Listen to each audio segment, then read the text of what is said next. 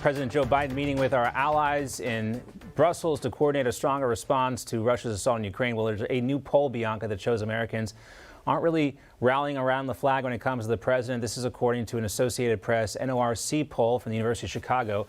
Only 43% of Americans approve of President Biden. A similar percentage approve of his handling of how he's dealing with Russia. And you know, John, his approval ratings are not getting any better either. According to Emerson polling, Biden has just 43% approval rating. That's a 1% increase from February, so not much there. And Biden's disapproval dropping a point. It now stands at 49%.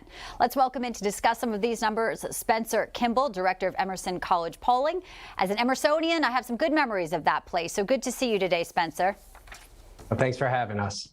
Let's kick it off with your polling that found 83% of voters say they are experiencing some hardships due to increased prices on these everyday items. 40% call it a significant hardship. 43% say yes, it is a hardship. So these are big numbers. We know people vote when it comes to these kitchen table issues.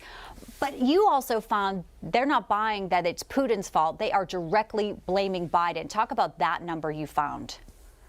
And so, when we look at the economy, overall, the economy is the #1 issue. But then when we asked them about gas prices and who's at fault, 40% blamed Joe Biden. And so as these gas prices, if they continue to increase, I think that number is going to increase as well against the president. And he'll have to come up with some better excuse, because right now it's still being, thought of as part of Putin's war, part of the sanctions, part of the COVID response. So there's still some other areas that people are placing blame on the higher gas prices. But at the end of the day, that's probably what's driving the economic conditions. And we also have this kind of unprecedented scenario, Spencer, where we have the former president sitting out there with 4 more years left of eligibility to be president again. And he has this 12-point favorability lead over Joe Biden right now. 59% of voters say they are somewhat or very favorable to Trump, compared to 47% who say they share that same view of Joe Biden. This is pretty daunting for Biden and also for Democrats as they head into the midterms here. We're going to see President Trump in Georgia this weekend. We'll be there. And he obviously is going to have a big influence on voters. Oh, particularly within the Republican primaries. Obviously, down in Georgia, you've got Herschel Walker, and we'll take a look at that governor's race between Perdue and Kemp, and to see if his candidate Perdue is able to upend the incumbent. So, yes, the president is really strong within the Republican Party. But what we're seeing is he's growing in strength amongst independent voters. And that's where, and not only independent voters, but older voters, those over the age of 50.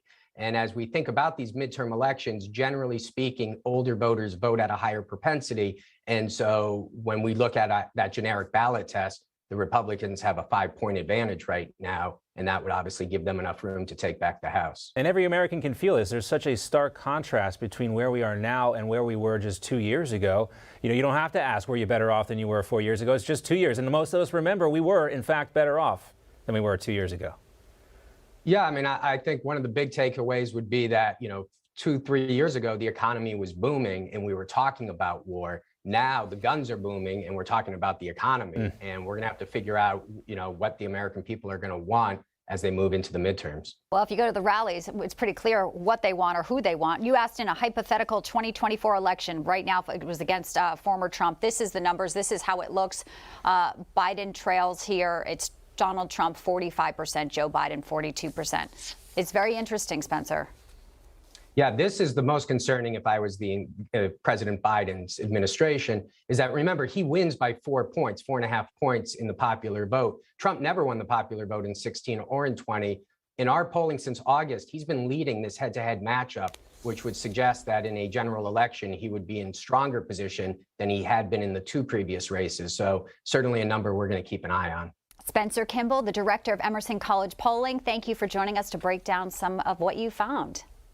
Well, thanks so much for having me.